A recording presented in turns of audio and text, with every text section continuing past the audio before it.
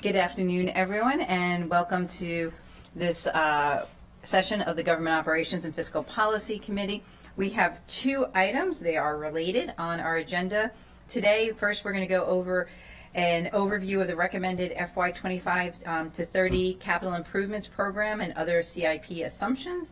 And then we will hear and see highlights of the Infrastructure Maintenance Task Force preliminary report. And so first, for the CIP conversation, I'm going to turn it over to Ms. McGuire and Mr. Mia. Thank you, and we are joined by some of our colleagues from the Office of Management and Budget, and we appreciate, and also we have some of our agency colleagues in the back as well. Great.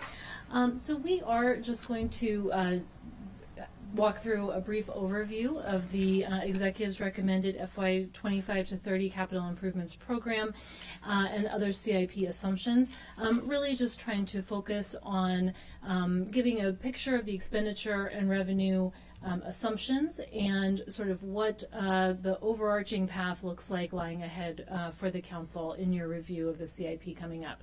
Of course, the Council received the CIP from the Executive on January 15th, and you just concluded your public hearings this week. So the committees will really begin their review work in earnest starting, I think, as early as today. So we wanted to just walk through some of the, again, high points of the concerns that may make this a challenging season for the Council in your review, and for staff, of course, as we review also. So there are significant cost increases assumed in existing projects across all of the agencies. And so again, looking at what was approved initially in your CIP, we are seeing cost increases across the board. Of course, agencies have also requested funding for new projects to be added to the CIP, so that will be another cost pressure to consider. The Executive's recommendation does include significant unspecified reductions to the outside agencies. And of course, this is a practice that Council members are familiar with. In order to achieve that affordability marker, we then have to go through and work through the specifics of those projects. And in addition to that, in addition to those unspecified reductions for the outside agencies, he also, of course, has included some specific project deferrals or reductions in both the agencies and within county government. And as I'm sure, again, we'll hear from our partners at OMB, the reason for some of this is that overall revenues are largely flat.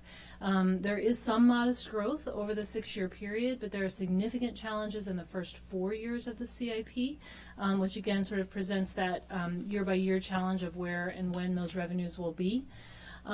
GEO-bonds are at the same level as was approved previously and carrying through. So again, that's a flat revenue source. There are some areas of intergovernmental aid, state and federal aid, that are up. There are others that are down. And the recordation taxes have come in, of course, with that increase that was approved last year, but slightly lower than was projected. There are some increases in impact tax areas. So again, we just have some fluctuations, but overall not a significant increase, which is, again, why you're hearing so much about reductions. And the Executive did recommend using some of the one-time revenues that are being experienced to increase the level of PAYGO funding in the CIP. And of course, this is an approach that the Council had highlighted last year and has voiced for support for. So that does take some of the pressures off of the CIP as well. So walking through briefly the major expenditures by agency, again, as you can see here, there are increases in the college and the county government. MCPS is recommended to be essentially flat. There's a slight increase for park and planning and lower allocations for HOC and the Revenue Authority. And then within county government, the reason that you see a negative there in transportation, for example, does reflect some of those very significant project deferrals as we talked about. And again, just looking again at the categories, pardon me, the categories of areas of projects in the CIP within county government. You can see the distribution there. There are some increases in some of the smaller areas, but again, decreases scattered throughout, and particularly in transportation.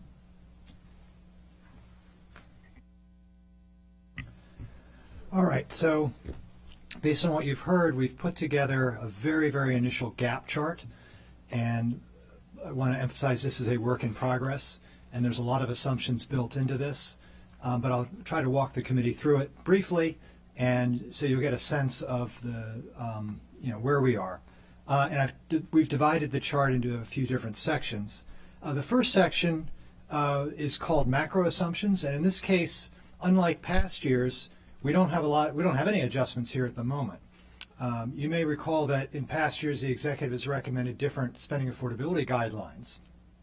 In that case, the executive is balancing to a different number, and so we have to reconcile that if we go back to our number. In this case, the executive is recommending the same spending affordability guidelines as the council, so we don't have that issue this year. We've also noted, with regard to current revenue, you heard earlier that the executive is recommending some additional one-time money for current revenue. For the moment, we're assuming that as well here, based on discussions with the GO committee previously. Once again, that's a bit of a work in progress as we move through into the operating budget. Obviously, the current revenue and the PAYGO aspect of that plays across both the operating budget and the CIP. So nothing final there, but for the moment, we're assuming the additional PAYGO that the executive has noted in his recommended CIP. And then we're also recommending for now the set-aside that the executive has recommended. We note in the packet that the set-aside is fairly consistent with levels from past years, but we've also noted some potential concerns that maybe we should consider a higher set-aside, and we can talk more about that. But for the moment, we're assuming the same set-aside for this gap chart. Then the next section, section 2, shows the undesignated reductions that were referenced earlier by agency, the MCPS, college, and parks reductions. The executive did not explicitly designate where these would come from. So by the end of this process, if these reductions are still needed, and we don't see a reason why at least the bulk of them would be, since we're not seeing significant increases or opportunities in revenue, then these undesignated reductions would have to become designated reductions. So for purposes of this gap chart, we're showing them as gaps at the moment, except you can see in the last couple of years there are some surpluses because the undesignated reductions have to occur earlier in the CIP for the reasons that was mentioned earlier, that we have a fairly difficult first 4 years, and the executive had to deal with that as well. So when you move the money around, it obviously adjusts. 1 year goes up, 1 year goes down if you're doing that, so it becomes a bit of a puzzle to get each year to balance. But overall, you have about $123 million expenditure impact that we have to deal with. The other issue is that state aid, is specifically with MCPS, can also affect that. These are very much preliminary gap numbers for that reason as well. Section 3 of the chart is our very best but still very draft effort to show the potential impacts if the council were to restore the major approved projects in the DOT CIP that the executive has shown as being cut or delayed for fiscal reasons. And I do want to emphasize these numbers are very much draft. They need, when the T&E committee and the council go through these and there's discussion about restoring them, then we will want to make sure we get the latest updated numbers from DOT and OMB on that. But this is just to provide some perspective on what the scale of the numbers might be if you were to do that. So that's, once again, that's a big number, about $230 million, rough estimate over the 6 years. And that's coming in basically from beyond 6 years. And then there's also number adjustments within the individual years. And then finally, there's a major project outside of transportation. That's the Rockville Theater Arts Building renovation. We show the local cost for that project as proposed by Montgomery College. The executive did not include it in his recommended CIP. That was actually an explicit reduction for fiscal reasons. So we show that here just once again as an example. If the council were to support that project, then that would add another $36 million roughly in the 6-year period. So with all those assumptions, you can see we have a very significant 6-year problem to solve. But I do want to emphasize these are just looking at certain elements of the CIP. There's a lot of other pieces in the executive's recommended CIP that we have not fully explored yet. That's what the committees will do, looking at all of the changes the executive's recommended and what the agencies have proposed. And so these numbers will still be moving around a lot, and we'll work to provide regular updates to the council as we go through this process. Do you want to see questions on the gap chart or move forward? Would you like to pause here, or? I think we can keep going Okay. and then go like, With regard to the set-aside I mentioned earlier, and I noted that the current set-aside recommended by the executive is within the rough parameters that we've seen in past years. The far right column has the 6-year total set-aside, the general obligation bond set-aside, and the percent of the total bonds planned for issue, or total bonds available for programming. And you can see we're at about 8.3%. Of the total, about $150 million across the 6 years. And remember, of course, that the CIP has been contracted a little bit over the past 6 or 7 years. The bonds planned for issue have been reduced purposely to help with our financial metrics. So the set-aside also, in some cases, has gone down. If you look back in FY19 through 24, the 6-year total was a little bit higher, but so were the bonds for programming. But as I mentioned earlier, we've been at this table the last several years mentioning the difficult fiscal situation we're in with the CIP in terms of balancing. A lot of that is because the out years are problematic. As we've noted in past discussions, the out years tend to be underfunded. The set-aside is intended to address that, but at the levels we're seeing, this set-aside is not able to really do that. And so each year, when those out years move up to the earlier years, we get a lot of requests from all the agencies and the executive to fill that with actual spending. And that's where we get this dilemma of where are we going to be able to fit all of that into the spending affordability guidelines that the council approves. So more to come on the set-aside. But for the moment, as I mentioned, we're assuming it at the executive level going forward. Okay. Next, I'll cover the major revenue assumptions in the CIP. As we noted, the GO bond assumptions are the CE is recommending is the same as what Council recommended and approved this past Tuesday with the spending affordability guidelines. Next slide, please. As also mentioned, PAYGO assumptions are in line with what the Council has recommended. You'll see for FY25, PAYGO is $20 million more than previously approved. Next slide. For recordation tax and recordation tax premiums, you'll see that the overall, for the school increment portion of the recordation tax, the overall numbers are down over the 6-year period, while for the recordation tax premium, which is the portion that the Council approved a rate increase for last year, has gone up over the overall 6-year period. However, when looking at the FY25 through 28 figures, overall recognition tax in both types are down. And that's partly because of lower than anticipated housing market activity, resulting in less transactions than originally projected. Next slide. With impact taxes, both schools and transportation impact tax is up from the previously approved across all years, generally except for the first several years, but overall numbers are up. Next slide. That's it.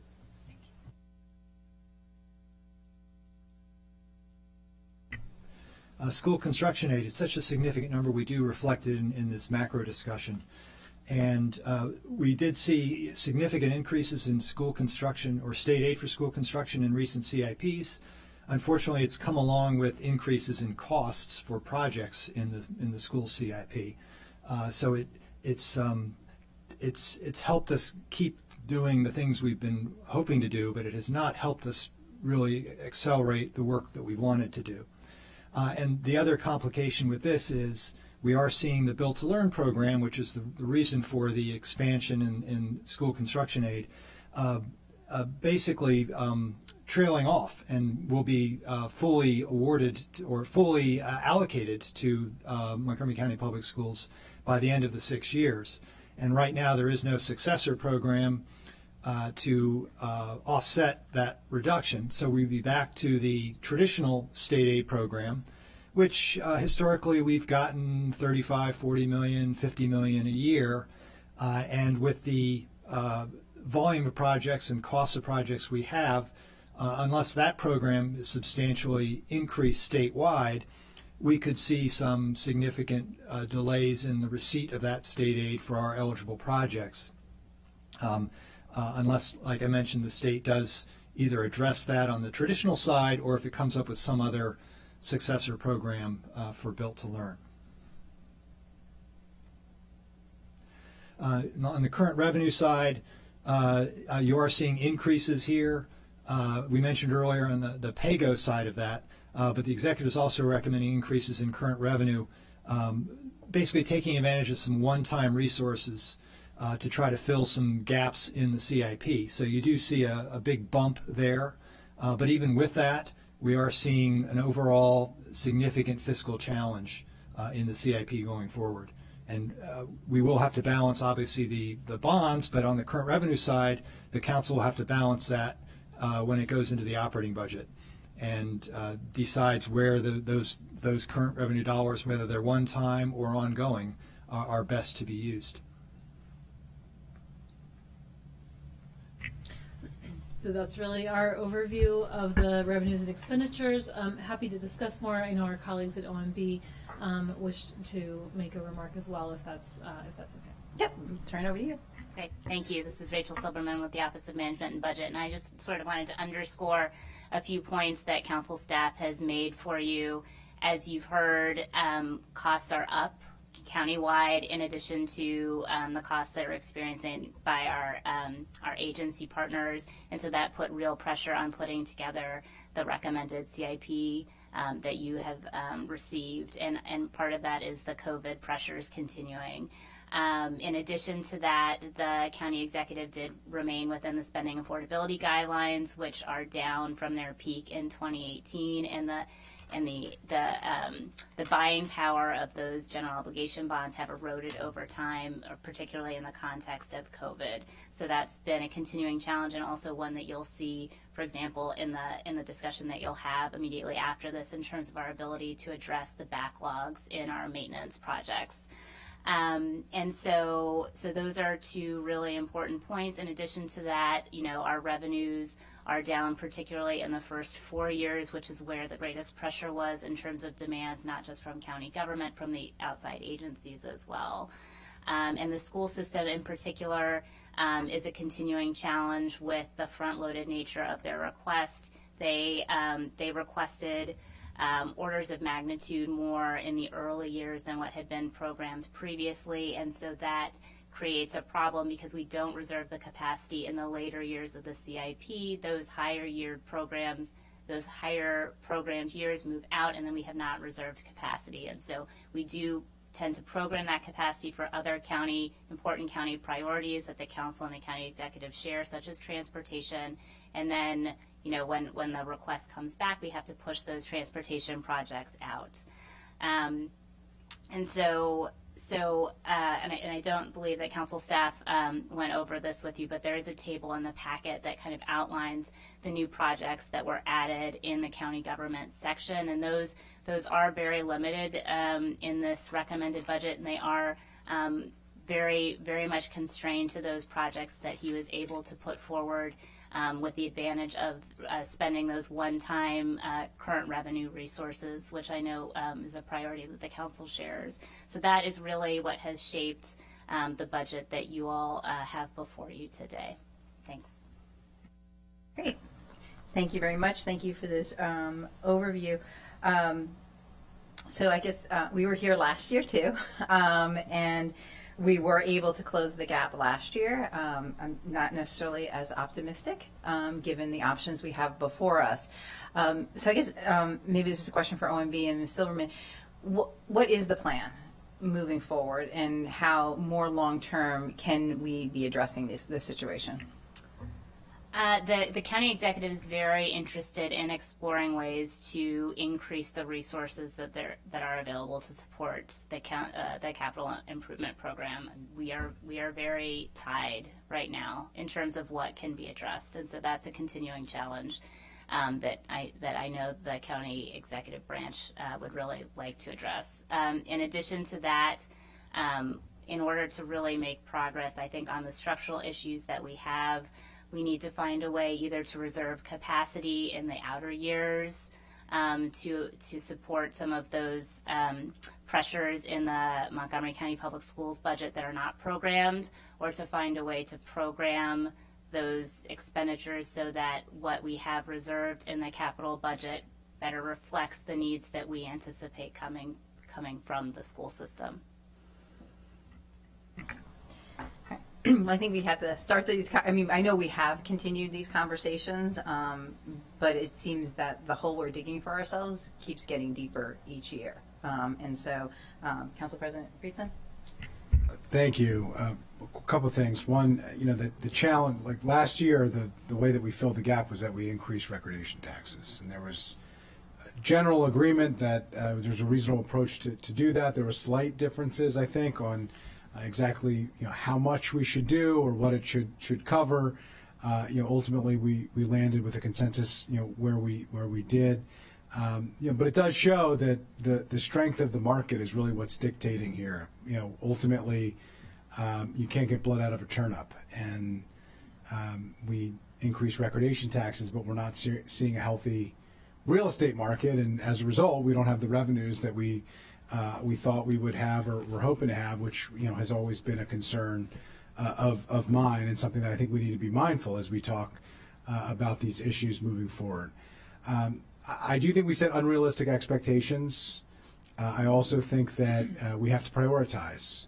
We have dramatically increased the operating budget over the last several years, like almost exponentially, at a level and a rate that we have not done before in recent memory.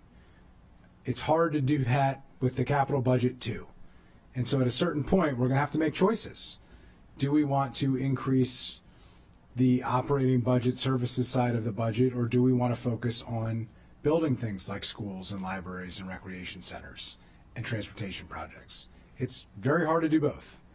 And I think there is an unrealistic discussion about essentially doing both, and I just don't think that's realistic. I don't think the public is willing to give us the leeway to do everything. I think they want us to do certain things, to prioritize them, and to prove that we can do them well. And I think up to this point we don't have a plan to do that. So I just, to the point of where do we go from here, I think we do have to focus on the executive branch point that I hear every year, which I do appreciate. We set unrealistic expectations with the amount of things that we put into the capital budget and what we realistically can fulfill in the time frame that we have set. We put more things into design and study than things that we could actually construct. That sets us up for very unfortunate and I think unfair conversations with the public, who reasonably expect that when something is put into the capital budget, they expect it to be built in a reasonable time frame. And in this capital budget, like in every capital budget that I have been involved in, there are going to be projects that have been delayed for decades. And at a certain point, we have to be, I think, more honest about that. On the point of the front loading within MCPS, I know that has been an ongoing concern that the executive branch has shared. I agree, and I think we need a better system, a more collaborative approach that's more realistic about what we are going to do and what we can reasonably afford, and then we need to hold ourselves accountable and fulfill that effort. I think that's the only fair way to do this for communities that are relying on their schools and should be able to expect when they're going to happen. It's the only way that we can plan from a fiscal perspective. I will say the same thing happens from the executive branch too. And if we're going to be honest about that and address the front loading, the reconciliation PDFs are hugely backloaded in order to avoid tough choices as well. And so I just want to note that, say it publicly, repeat it. We need all hands on deck, and we need everybody on the same page. We can't have, the executive branch blaming the school system for doing the kind of games and tricks to reconcile, and then the school system blaming the executive branch, and then ultimately what's left every year, the council has to make the tough choices of, what projects are in and what projects aren't in. And I just think we need the executive, the council, the school system, and all of our other, partner agencies to be working together to figure this out, and to do it in a way that is not only transparent and sets realistic expectations with the public, but that can hold ourselves accountable to say, are we following through on the commitments that we've made? Because up to this point, we are much better at making commitments than we are keeping commitments in the capital budget. And I think we all agree that's a problem. So not easy choices that we're going to be faced with. It shows that the filling the gap, we have been able to do that on a temporary basis, but not on a sustained basis. And ultimately, we need a sustainable approach that's going to address these issues. And I don't think it's just going to be solved by revenue. I think it's also going to be solved by making tough choices and being more realistic about what we include and what we don't include. That'll yield back. Thank you. Councilmember Katz. Thank you very much. I want to associate myself with what both of my colleagues have said.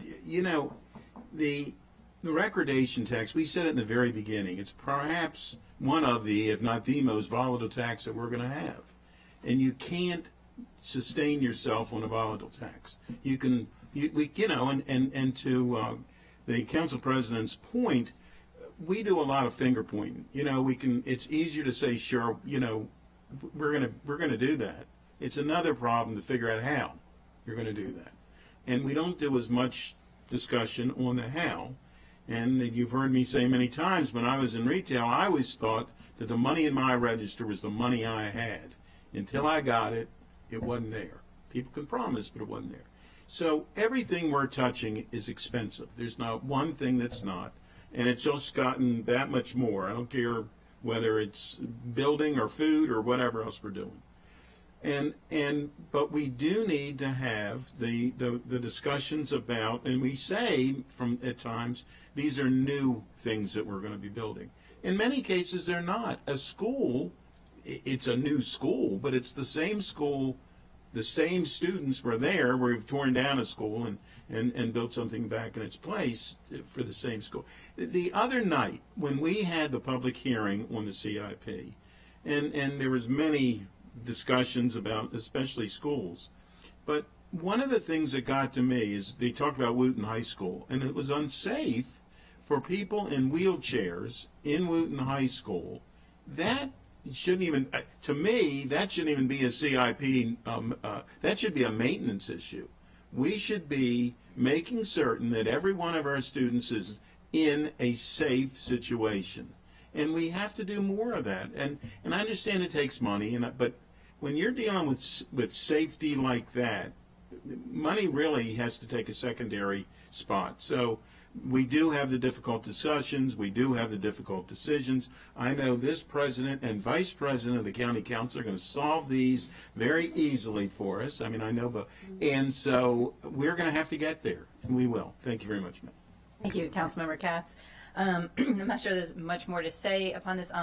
Mr. Lachenko, since I think you're the lead staff person on this, I think it would be helpful if I had got your slides and then sent this out to the full council. I mean, obviously, I know they know we're talking about today. A lot of things happening right now, so I think it's important to raise this to the full council, and I can work with you maybe on a cover memo to talk about these issues, so that as folks, and particularly to the committee chairs, as they're going into their individual conversations, I know sometimes it can be really easy when you're a committee chair and your committee is looking at your piece of the CIP to be really focused on that. But it's really important that each of the committees take into consideration the larger picture as well as they're doing that. Yeah, and the balance we have to strike is we have the fiscal situation, but we also want the CIP at the end of the process to reflect what the council wants to do, not necessarily what the executive wanted to do and what we sort of work off of. We want to make sure it does reflect the council's priorities, which is very hard when you have multiple committees looking at their own sections and then having to come together at the end. So that's the challenge we face every year. And that's why we are hoping, we try to work on this process every year, but try to have an earlier discussion, say mid-April, of the broader picture for the full council. It may not be a full reconciliation at that point, but trying to get as many ducks in a row as we can publicly at that point, so that at the very end of the process we're doing more marginal changes. That's sort of the goal that we would like to achieve this year, to have that discussion earlier, so that these big issues between transportation and schools and libraries and police and everything else can be, those big projects and the schedules can be debated, and the council can be satisfied that all the council members have had their chance to say what their priorities are, and get that before the full council to be able to try to balance things a little bit earlier in the process. Great. Well, thank you, and I look forward to seeing how the council president moves forward with our budget process this year. And I think with most of us at least having now 1 year under our belt, looking forward to that. So appreciate that, and thank you for your presentation. And I think some people are staying because we're going to move on now to the Infrastructure Maintenance Task Force preliminary report.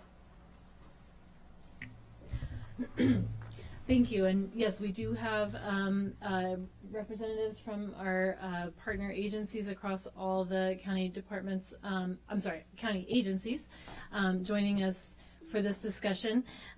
We wanted to bring to the committee something that the council works to organize once every 4 years, and that is a compilation of the Infrastructure Maintenance Task Force report. To call it a task force is perhaps a little bit of a generous statement, but certainly the construction managers, capital managers, and facility managers across all of the agencies work together to provide a comprehensive picture of the behind-the-scenes infrastructure of all of the county facilities. And the intent of this report is really to try to take an inventory, how much of all of these pieces do we have across all of the footprints that are in the county agencies, as well as then to assess if money fell from the sky, what would it take to resolve those issues right now? And then also, in order to make progress according to what we know are the expected life cycles of these items, according to what we anticipate from a replacement cycle, what would it take from a budgetary standpoint to continue to make progress on that each year? That figure is what we call the ARC, the acceptable annual replacement cost, and so we measure our current budget efforts against that ARC. Really, the purpose of this, again, is a snapshot, since the infrastructure mechanisms generally are large and not replaced with yearly frequency. That's why we just do this every 4 years. This is the year to bring an update. The last one, of course, was in 2020. And really what we tried to do in the packet was just highlight some aspects for you. What you'll see here really is that funding this core infrastructure is often sort of the challenge of the CIP, and certainly related to the conversation that we were just having.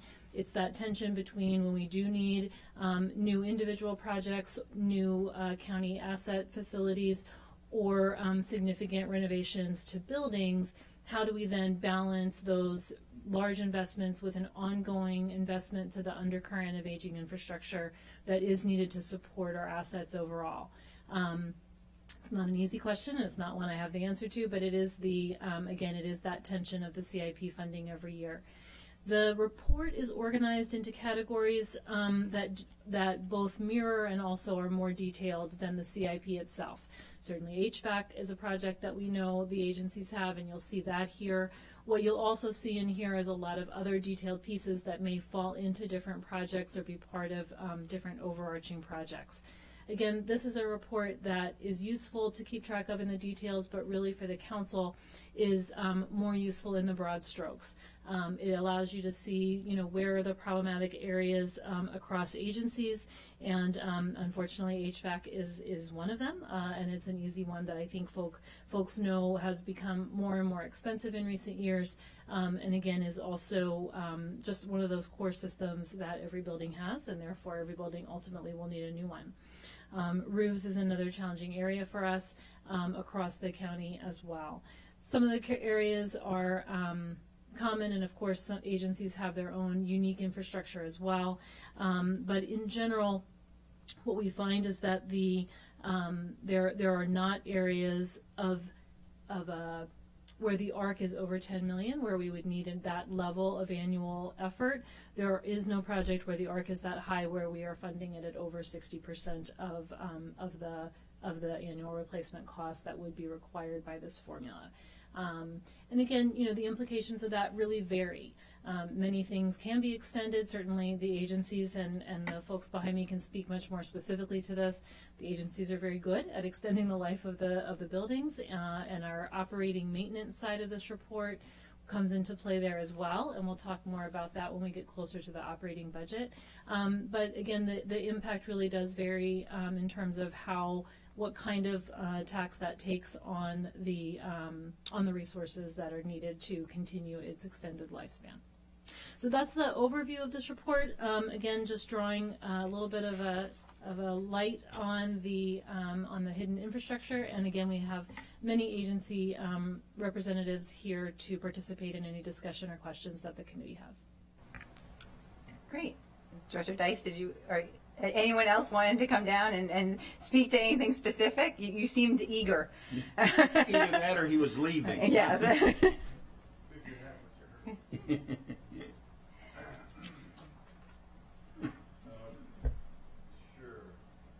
With me is Greg Boykin, our new Chief Operating Officer and former head of our Facilities Division, and now responsible for that and others things as well. I think what you've got in front of you is issues that we've talked about many, many times before. The county has no core funding project mechanism. I sat here last year, we talked about this very thing that sets aside funds for this. It is, I have said in the past, you could not add a single new capital project to the CIP and give us that money to fix what we've got. And what you see in front of you is something that we're all painfully aware of. Tens of millions of dollars, all totaled hundreds of millions of dollars worth of deferred maintenance, things that need to be repaired. We maintain a position of break fix. We are about to roll out in the spring an asset management system. Is that correct? July 1st. This is a system we have spent the last few years inventorying all major equipment in all 400 plus buildings of the county and tracking work orders, maintenance records, nameplate data, and the like. We'll have a much more definitive handle on the age of equipment so that we can be more calculated in predictive maintenance and replacement. My greatest concern is that I don't know what I don't know, and that we have things that could break at any moment that could have dire consequences. We have scheduled in the CIP, as you'll see, a replacement of a couple of units at the EOB and the COB, the Judicial Center, excuse me, if those units were to fail right now, I would have to close both buildings because they can't be heated or cooled. The units that are there are just old and need to be replaced. These are the types of things. The HVAC number that you see in front of you, it's a large number. HVAC is the #1 complaint and comment we get about all of our buildings, including from council. Yeah, I'm sorry to say. And it's representative of the fact that most of our buildings are very old and all the systems are antiquated and frankly are beyond maintenance and need to be replaced. So this is just a picture of something that we've all been aware of, and I appreciate the report coming out. It's a shame it's every 4 years because I think we need an annual reminder of just what we're up against, and we really need to start being more intentional about planning for it. Thank you. Great. And now from schools. Yes. Yes, thank you for the opportunity. Similar to DGS, we have been in the process for probably the past 6 years and have a successful program that we've implemented. Not only are we tracking our systems, their age, but we've also implemented an assessment program called a Facility Condition Index that's translated into key facility indicators, really the metrics of how we identify schools and prioritize schools. Sort of translating from that CIP discussion, what we've been focused on is trying to solve multiple issues with individual projects. Obviously, we have capacity challenges, you have infrastructure challenges, you have compliance issues. You try to solve all of them with individual projects, and that's obviously been a very large focus for the school district over the past several years. We have obviously transitioned into heavily focusing on projects like ADA, projects like HVAC, but as you also heard, those projects have become increasingly more expensive.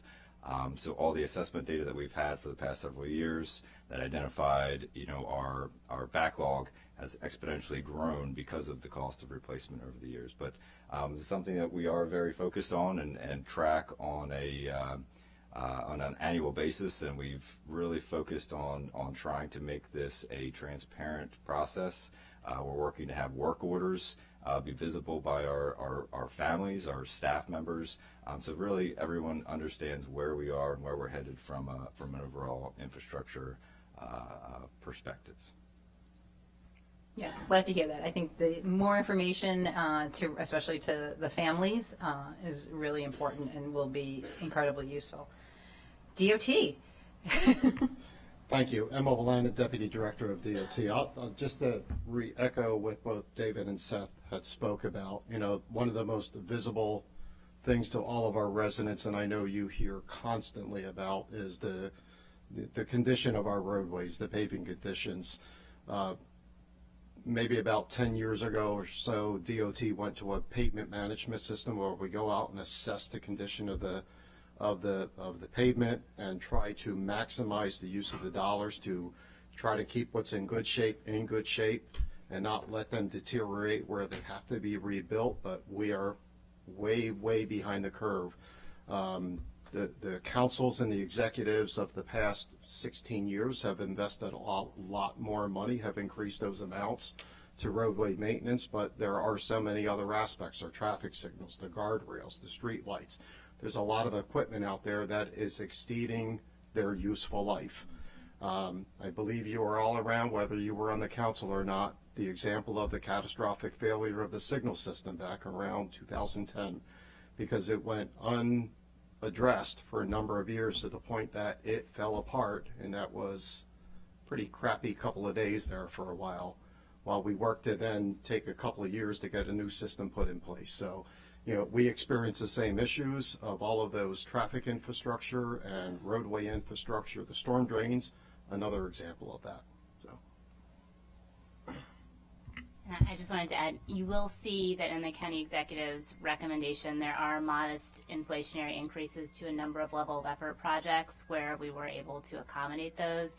In other level of effort projects, you will see significant one-time increases to accommodate more catastrophic type of challenges that we're anticipating in the future. But again, in order to make really impactful change in this area is going to take either a dramatic reassessment of priorities or additional funds. Hi, I'm Christina Schramm. I'm the Director of Capital Planning, Design, and Engineering at Montgomery College. And I like to echo all of the comments before me because we're in similar situations. One of our major challenges we're having right now, a lot of our buildings were built at the same time, so roof replacements are coming up, to be replaced at the same time. And these are pretty hefty projects. I mean, they're not, they're in the $2 million range. So, this is one of our challenges. And a lot of HVAC that's tied to buildings that we've had in the 60s is still the original HVAC equipment. So, we have a lot of needs within the college that, we need to have met. If I could ask you a follow-up question, Sure. since you can't. So, we've heard from DGS and also the schools about looking at, is it inventory the correct word to use, or just kind of assessing so that they have that? Is Montgomery College doing the same with their facilities, or done it already? Yes, we are assessing that, and we do prioritize our projects because we also have other projects, like we have a piping replacement project on the Rockville campus. The piping on this campus is beyond 30 years old, so it's beyond its useful life. So we're working in phases to replace it. But if this piping were to fail, it would close the campus. So we do prioritize all the projects based on what is the most urgent need to address. Great. Well, I was going with that is where we were last year, which Council President Friedson reminds me we were actually upstairs when we were having this conversation. And one of the things my former mayor here and I discussed was the fact that when we were in our separate municipalities, we had dedicated funds that looked at these things so that it wasn't part of our budgetary discussions pretty much each year. It was how much money we would put into the funds, but that we had to clear, and obviously at a much smaller scale at the municipal level, but we knew the lifespan of our HVAC systems, our other equipment, our piping and everything, and there was a schedule built in and the money that needed to be spent. When we had this discussion last year, Director Dice, I remember you said, we're working towards something like that because first we have to do the inventory, if I'm using, again, the correct word. And I'm hearing that we will have that July 1st. In July. In yes. July. That's correct. So I guess what I'm saying is I don't want to be here again next year. And this is going to be a refrain that you're going to hear from me on this topic. I want to be here, but not on this topic. And I think we need a plan forward, because when I hear we may have to close buildings, our council building, our executive building, or close an entire campus if a system falls, and we know that, and it's great that we're prioritizing that, but we need to build into our budgets and other things the ongoing maintenance and upgrades of these systems. And so, I would agree with that. Once we have the data, my admonition, I'll give OMB credit. They understand what's coming, and we'll sit down and work with them. But we're going to have to take this seriously. So when I have a rooftop air conditioning unit that is 15 years old, its normal operating lifespan is 10 years, and we've been nursing it for 5. It's going to fail, and we're going to want to replace it before then. So we've been asked when something's broken before, why didn't you replace it? Because it was running and we were too busy replacing other things that are broken. Well, we want to stop that, and we want to be able to say, we know we're doing, along with the inventory, we have done a condition assessment, so we'll now sit down with OMB and program what we think over the next 5+ years is a successive plan for replacement, but it will not be inexpensive, and we're just going to have to be intentional about it. Yeah, so I'll just say again, from my experience, what we would do is do that inventory prior, but it wasn't automatic that you replace the system if it was working. And so we had reviews of it before that, and I appreciate that as well, but at least you had a schedule, so you knew what was coming up.